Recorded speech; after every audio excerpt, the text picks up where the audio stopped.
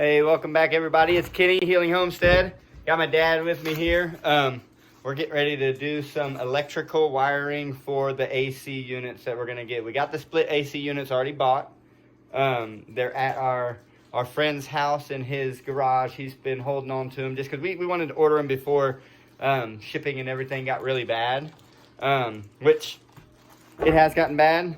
But we've already got them ordered, so we'll have to just stop by there and get them. And we're gonna have to finish everything in the house.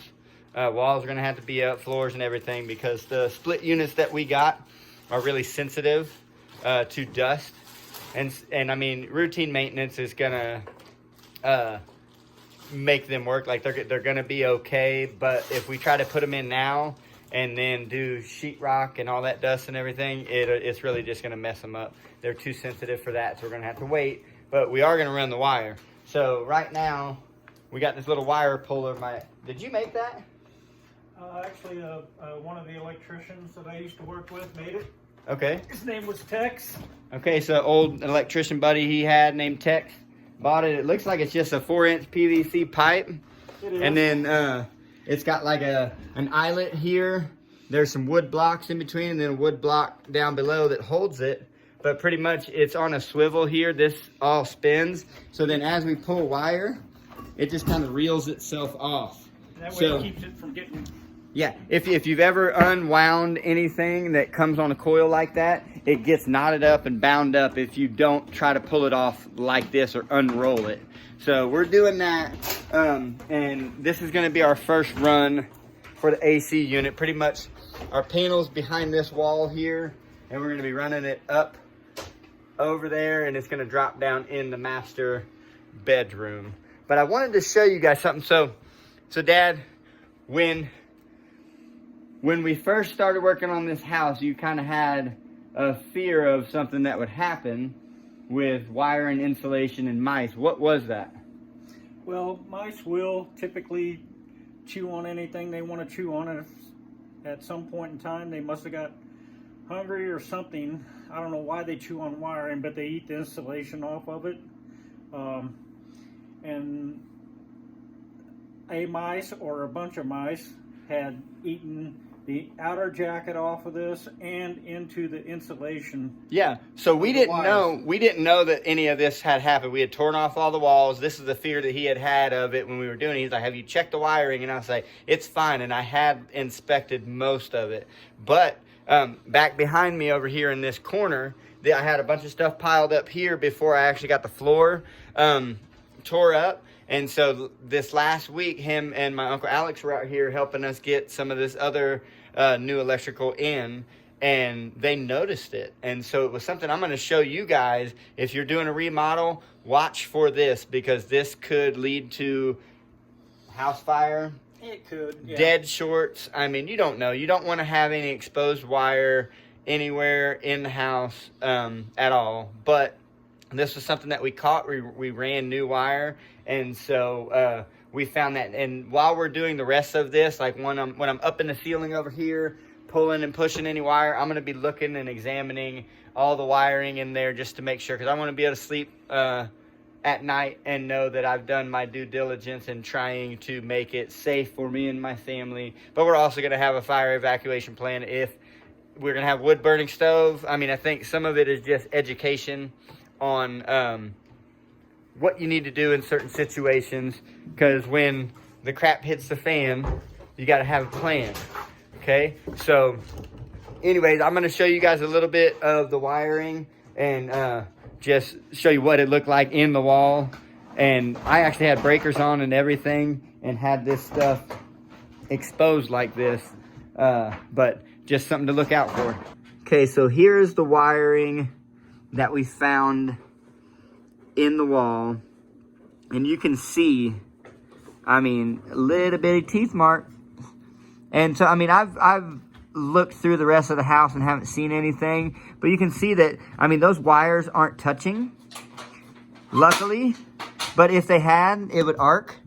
This one right here, kind of the same thing. Like, I mean, they ate through a bunch of it, and luckily none of that stuff connected.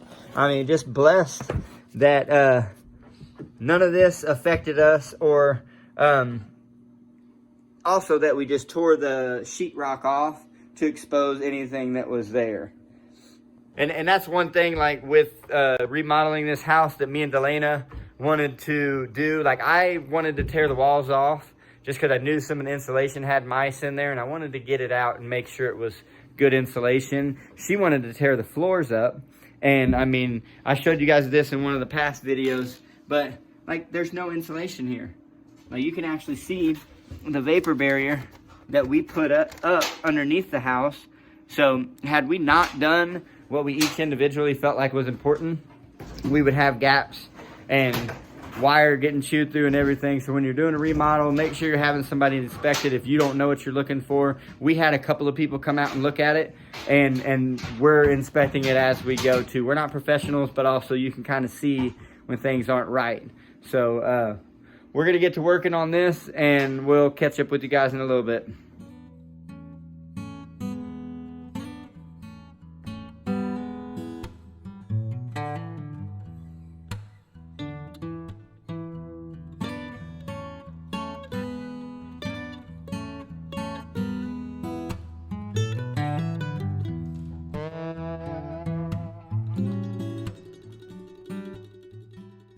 Okay, well, I don't know if you guys will ever actually see us work as fast as you just did, thanks to the photography on my phone.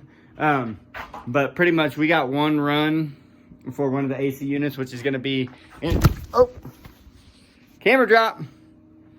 I actually caught that one though. It's going to be over there in the master by that window. So we pretty much just looped it up through the ceiling there, and then just shot it straight over. And then we'll pull it back through.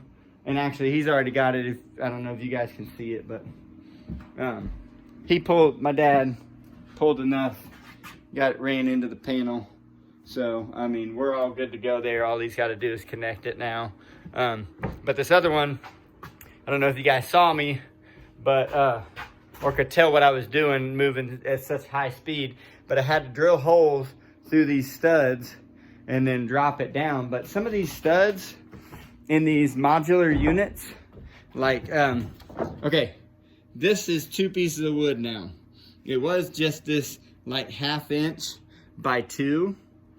And when we started to drill the hole up there, it started splitting.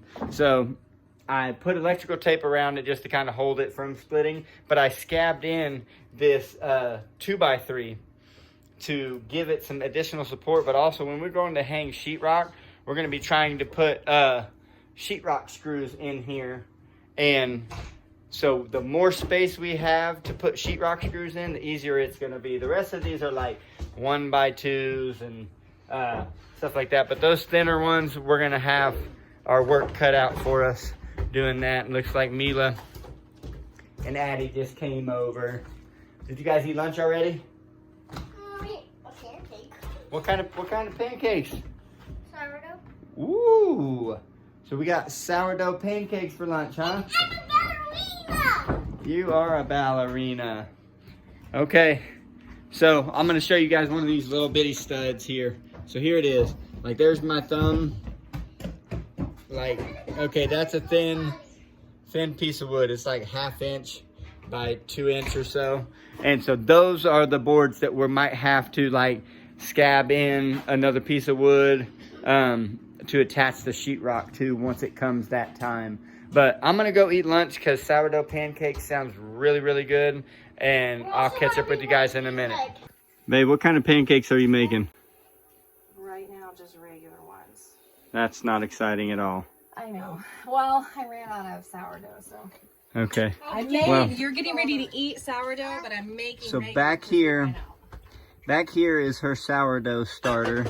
And where did we get the sourdough starter from? Baker Creek.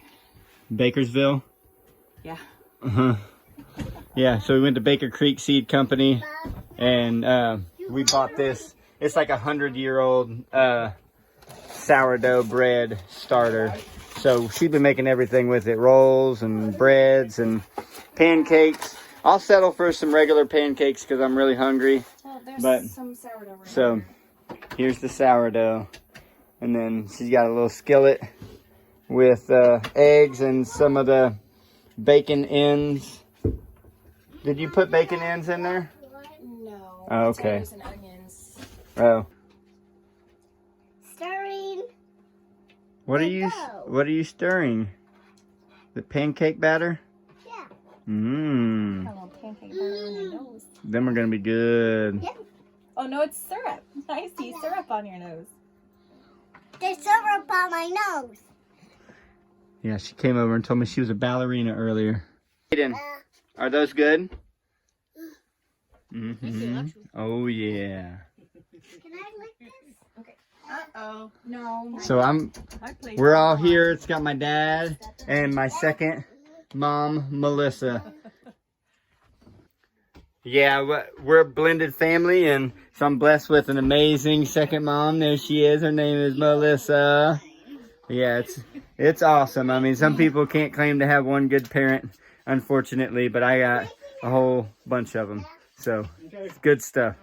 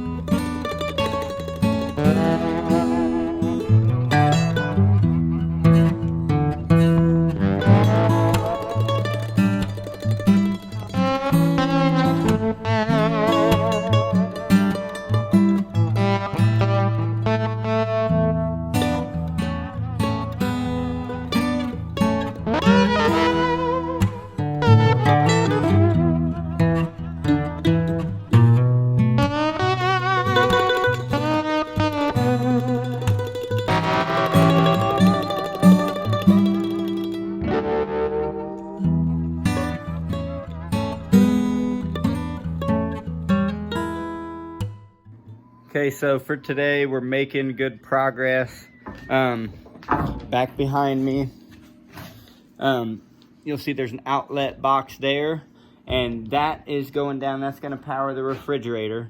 But we forgot that this is the kitchen area here, and my wife wants to have a big island in the floor from like here on over to like where Mila's standing. So what we did was we ran the wire from the wall off that outlet and then put it here, because we're only going to have very limited outlets in the island, and so that's on a dedicated breaker like the refrigerator is supposed to be. So that's part's done. And then back over here, over there by the front door, when the guys came in and framed the front door out, the old door hinge was on the opposite side. So the switches were on the wall side over there. And so all we did was I opened up the ceiling. You see that big hole there? And I ran the wires down on the other side of the door. But then that outlet is got a wire going up to do the lighting outside. And so what my dad's working on over here now, he was just explaining to Mila what some of the wiring is there. So I got two outlets there. That one was working, the floodlight outside. I hooked that up. It was working fine. I'm going to replace the floodlight because it's old and junky, but we don't really know what's going on with this. Switch is bad. With this light here.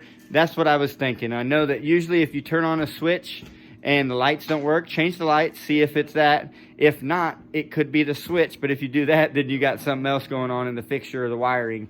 So, yeah, and so I'm teaching Mila a valuable lesson. What do you got there, Mila? It's copper. Okay, so just a little scrap wire that we got, and what we're going to do, I told her that when we go cash that in, I had her guess an amount, and I was like, well, if you get it exactly what it is, which is going to be hard to do, but I told her I'd give it to her. But who knows, we might go take that scrap and go get some ice cream or something. I said 100 bucks. $100. We do got a nice little tub of it. I've been saving that stuff just from when I've been pulling wire out here, pulling wire out the other house. I tend to gravitate towards hanging on to stuff. I'm not a hoarder if it's got value to it. and I am pretty sure I'm going to use it, then I don't mind holding on to it. And I do use it often. So,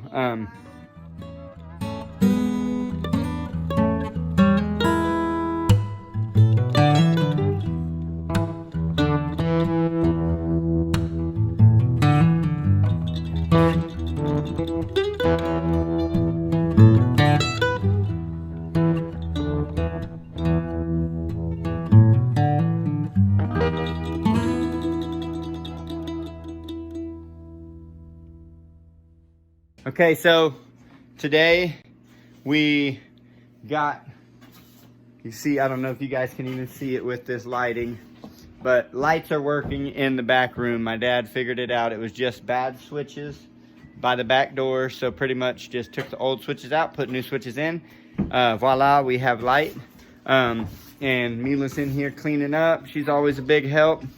And then we did the wiring for the AC. So we started from the panel over there where my dad is, ran the wire up and over. One's going down in our room by that window, and the other one is gonna go all the way around, and it's gonna sit, right over there by the front door in between the windows. And we're gonna have one of our guys that does AC for a living outside of his firefighter job, so that's kind of his side job. He's gonna come out and do that for us once we get all this done. So we'll have the wood burning furnace in here, and more than likely it's gonna be spring or summertime once we get a lot of this stuff done inside. So we won't need the heat for that from the AC units until next year, or I guess the end of this year. But for now, we're timing out, Dad. Yes. Thanks for your help, man. It's been good. Yes. Mila, that's us from the Healing Homestead. We'll catch you next time. So just walked around the house and closed up all the lights. My dad and Mila went ahead and left. And man, it's really a blessing when you have someone in your corner like my dad. He's been like my GPS. He's driven a truck for a lot of his life, and so there have been times when I'd be lost and I'd be able to call him and get directions like you can ask Siri for nowadays. And I mean, when it comes to like helping out and electrical and just anything, man, he's got such a big heart, and it's awesome to have him on my team. And my stepmom, Melissa, I mean, I was half-heartedly joking about people not having some good parents, and now I've got, two. I do have my mom is still living, and my stepmom, and it is just a blessing to have those people in your lives. And I didn't know it when I was younger. I had that rebellious stepchild attitude and just kind of trying to figure out who I was and all that stuff. But I'm so thankful. I mean, these are pillars in my life, people that have always been consistent. And I mean, I love my mom and I love my stepmom, and it is such a blessing. So I'm so thankful for that. I hope you guys all have somebody that you can lean on, like I lean on my dad and some of these other friends that we have, that when life gets hard or when we have questions and stuff that we don't know and you can't just go to YouTube and figure it out, man, to have somebody that can help you walk through it, but also understand that you can do it, and that be willing to teach you and give you their time and their experience. So yeah, I mean, just wanted to leave you guys with that. Hope you guys have someone like that in your life, and I hope that I can be that person to people that I cross paths with too. I want to leave my kids a legacy of knowing that, man, my dad had really screwed up his life, and he got a second chance, and he took it and he ran with it, and that I can leave them with the knowledge that I've been given and some of the skills that I've been blessed with, and that can just be passed on. Some of this hard work and stuff, it's not a dying thing, but there are a lot less people, I think, willing to grind it out and do it for themselves, like what we're doing. And I tip my hat to those of you who didn't have YouTube and didn't have some of the at the touch of the fingertip information that we have nowadays, because honestly you can YouTube anything and find a dozen videos on it, but there are people that had to put in the work and figure it out and do it, and then us nowadays, we get to make videos or watch someone else's videos and learn from them, or maybe even teach somebody. So I hope you guys are gaining something, maybe some encouragement, and maybe some entertainment. But we thank you for joining us here at the Healing Homestead. Check out my wife's soap line if you haven't. It's Sugar Creek Soaps, and she's got some amazing products on there. She's been working her tail off, and hopefully soon we'll have more stuff to offer to our viewers and the people out there that want some good homemade wholesome stuff. But until next time, we'll talk to you guys later.